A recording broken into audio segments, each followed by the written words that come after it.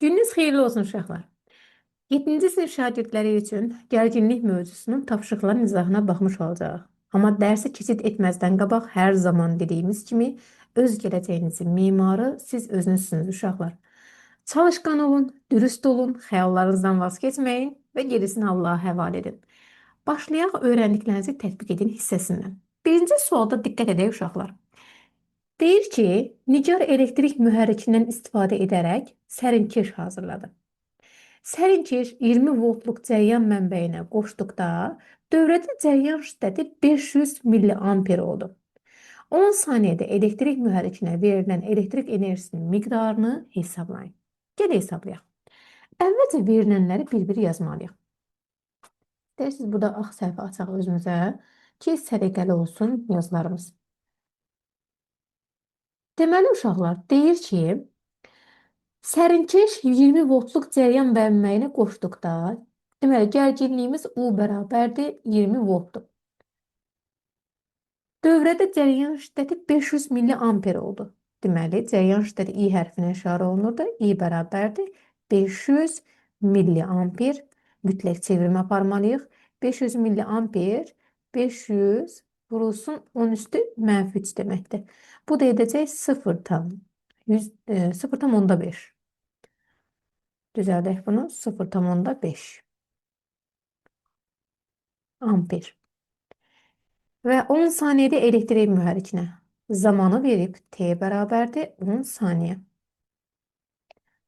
Elektrik enerjisinin miqdarı enerjidə W hərfinə işarə olunurdu, bərabərdir sual işarəsinə. Bunları bir-birinə bağlayan düstur nədir? Mövzu izahında öyrənmişik ki, gərginliyin U bərabərdir W bölünsün Q deyilən bir düsturumuz var. İndi burada bilirik ki, uşaqlar bir dərs bundan qabaq öyrənmişdik ki, eyni zamanda fərqli rənglə göstərim. Eyni zamanda I bərabərdir Q bölünsün T deyilən düsturumuz da var.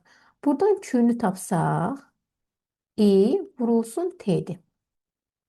İndi biz bunu Q bərabərdir I vurulsun T-ni gətirib burada nəzərə alsaq necə olacaq uşaqlar?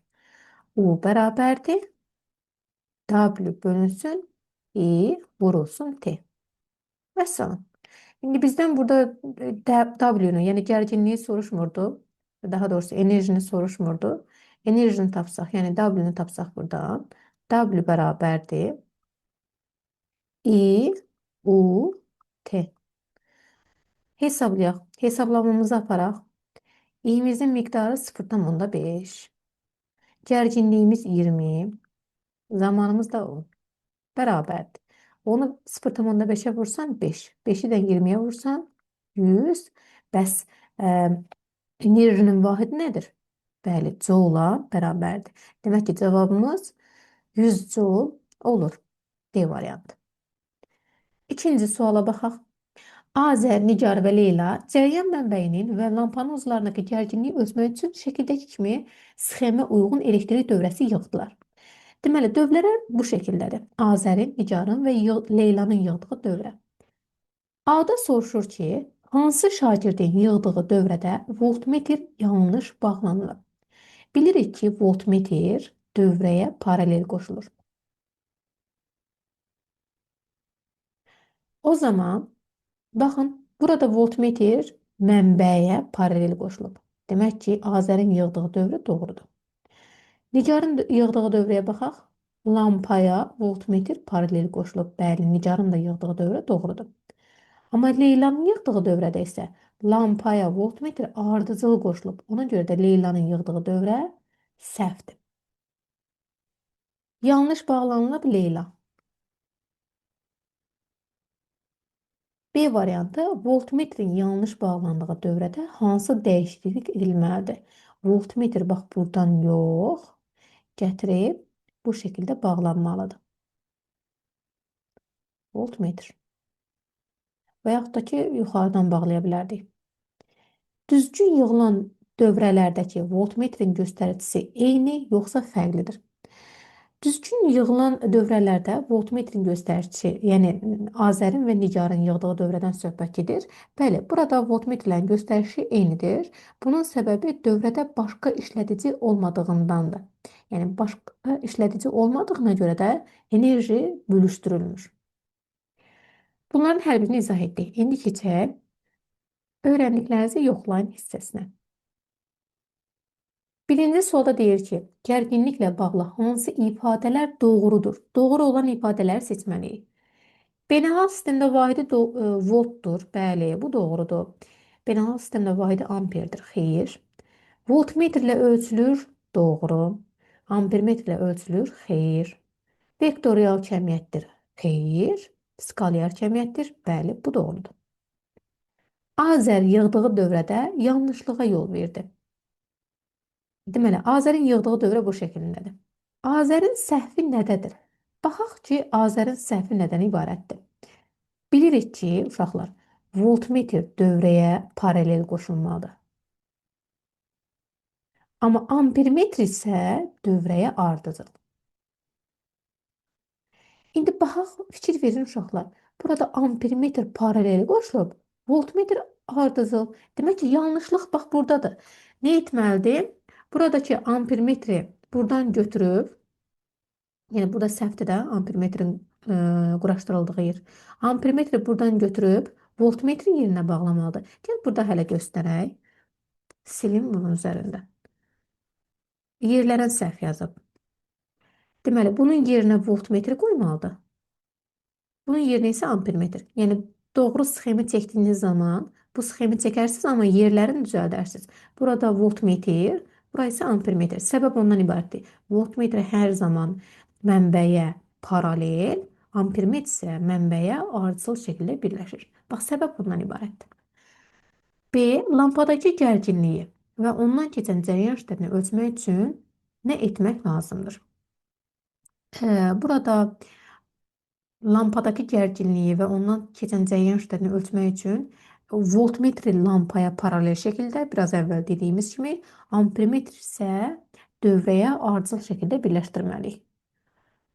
Əslində bunu biraz əvvəl izah etmişdik. Yəni voltmetri dövrəyə paralel, ampermetr isə ardıcıl şəkildə birləşdirirsək, bu zaman cərəyan şiddətini də, gərginliyi də ölçə bilərik. Və C variantı, voltmetri dövrəyə qoşarkən nəyi nəzərə almaq lazımdır? Bütün suallar əslində bir-birini tamamlayır, yəni təkrarlayır uşaqlar.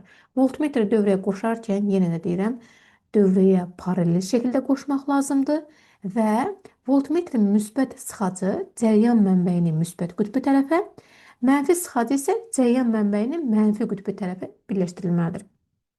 Bir daha deyirəm, voltmetri dövrəyə qoşarkən voltmetrin müsbət sıxacı cərəyan mənbəyinin müsbət qütbü tərəfə, mənfi sıxacı isə cərəyan mənbəyinin mənfi qütbü tərəfə birləşdirilməlidir.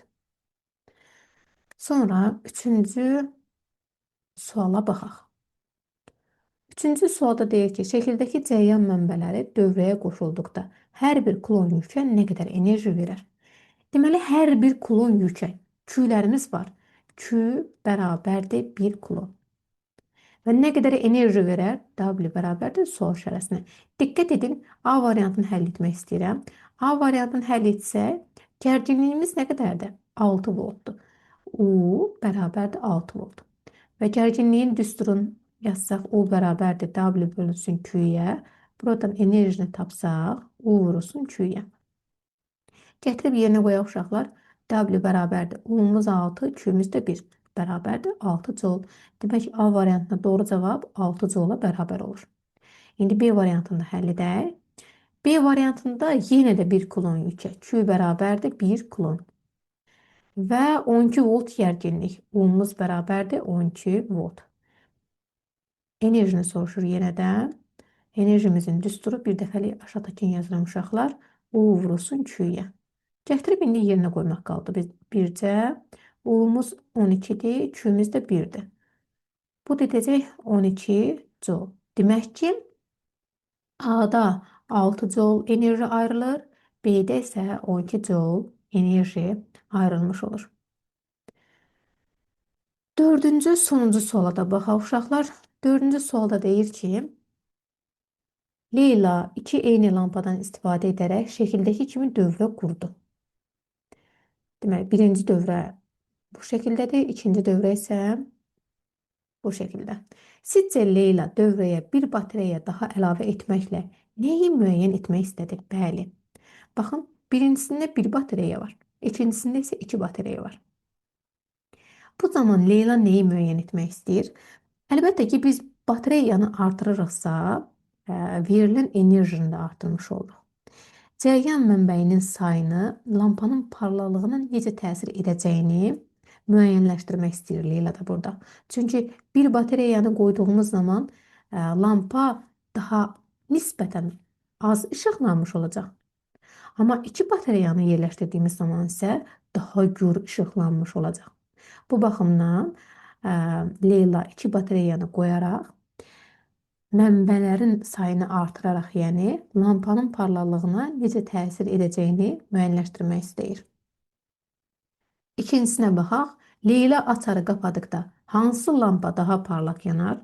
Yenə də izah etdik. Əlbəttə ki, hansında mənbə sayı çoxdursa, onda daha parlaq yanar. Yəni ikinci dövrədə. İkinci dövrə. Belə uşaqlar, bu şəkildə sizinlə bütün tapşırıqları birlikdə müzakirə etmiş olduq. Yəni də hər zaman dediyimiz kimi, öz gələcəyiniz memarı siz özünüzsünüz uşaqlar. Bu gələcəyi necə inşa etmək sizin əlinizdədir. Odur ki, gələcəyinizi gözəl inşa etmək üçün gələn görüşlərə qədər.